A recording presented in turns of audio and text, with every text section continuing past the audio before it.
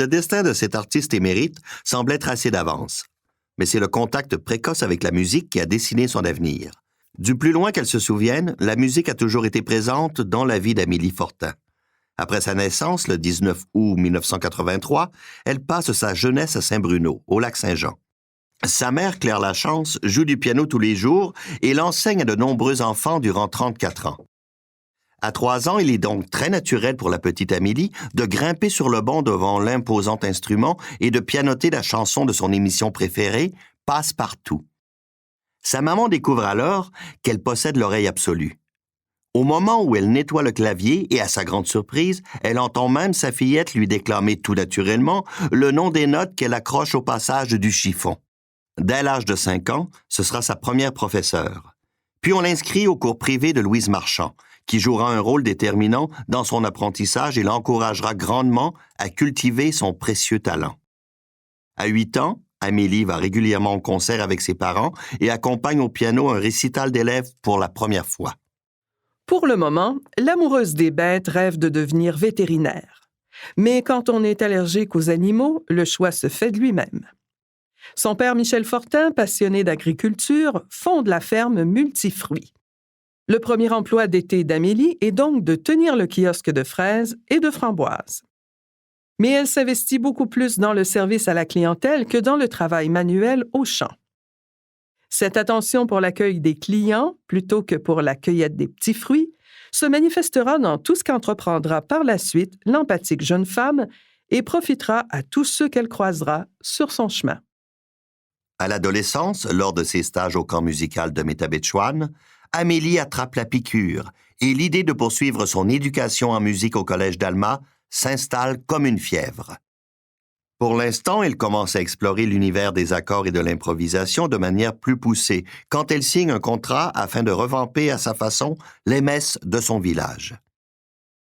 Après son DEC auprès d'Hélène Lagueux, autre enseignante influente qui la suit depuis son entrée au secondaire, elle s'établit à Montréal en 2002 et obtient, avec travail et distinction, un baccalauréat de l'Université de Montréal, puis une maîtrise, toujours en interprétation, dans la classe de Paul Stewart, un professeur aussi essentiel à son évolution professionnelle.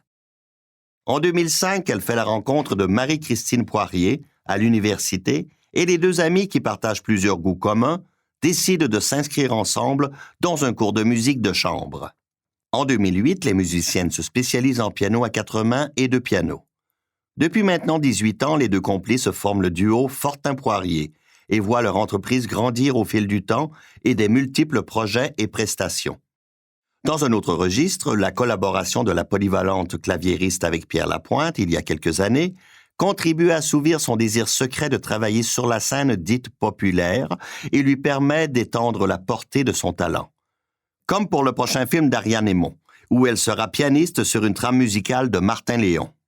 Amélie est lauréate de nombreux prix et bourses individuelles, notamment du Festival de musique du Royaume, du Concours de musique du Canada, du Concours de musique de Sillery, des Caisses des Jardins et des Conseils des arts du Québec et du Canada. Elle se distingue également à plusieurs reprises au cœur de son duo et cumule les hommages.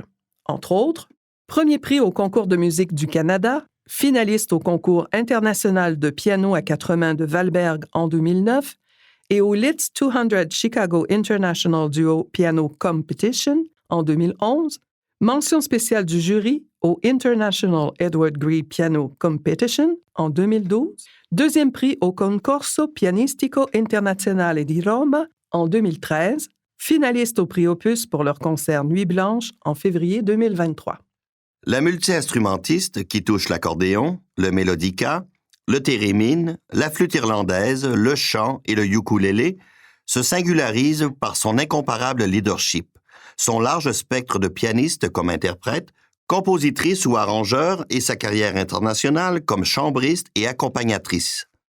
Son intégrité, son professionnalisme, son sens de l'humour et du respect, son ouverture envers toutes les personnes qu'elle côtoie en font une créatrice d'exception et une inspiration pour ses élèves et ses jeunes spectateurs. Depuis 2009, la généreuse artiste œuvre pour la Société pour les arts en milieu de santé et donne des concerts dans les CHSLD avec le clarinettiste Jean-François Normand. Pianiste pour la Pietà d'Angèle Dubos et pour l'ensemble vocal Carpe Diem, elle s'associe régulièrement avec des créateurs de la scène classique et populaire. Elle a accompagné Gino Chilico et Nathalie Choquette en 2021 pour leur spectacle Gino et ses divas et le Quatuor Ska en mars et avril 2023 lors de tête-à-tête musicaux très courus.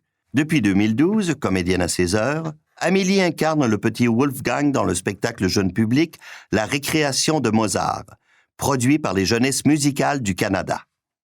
Grâce à sa passion pour la photographie, Amélie Fortin va à la rencontre de l'humain et capte avec sensibilité la versatilité que les visages peuvent offrir.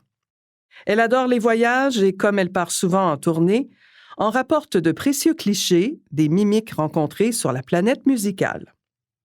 Son conjoint, Éric Levasseur, est un pilier pour celle qui harmonise avec brio, amour et musique. Mais malgré plus de 20 ans à Montréal et une implication indéfectible dans sa ville d'adoption, une partie d'Amélie, la brunoise d'origine, est restée au Lac-Saint-Jean. Elle enseigne au camp musical de Métabetchouan chaque année et passe un maximum de temps dans la région pendant l'été. Fière d'être janoise, même si elle apprécie les opportunités de carrière et l'offre culturelle de la métropole, ses racines sont bien implantées dans la terre nourricière qui l'a vue germer, s'épanouir et redonner tant de beauté.